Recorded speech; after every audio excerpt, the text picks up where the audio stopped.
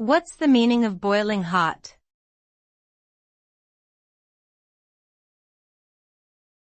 Boiling hot.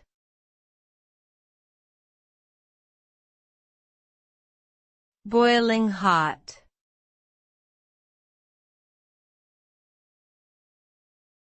Boiling hot.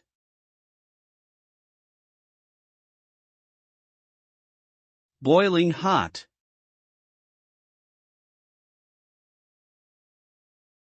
Boiling hot refers to a liquid that has reached its boiling point and is bubbling vigorously. At this temperature, water molecules gain enough energy to overcome the attractive forces holding them together and escape into the air as water vapor. The result of boiling hot liquid depends on the material being heated.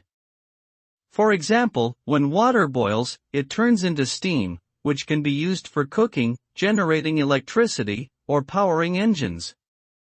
However, if a food or drink is boiling hot and consumed too quickly, it can cause burns and injury.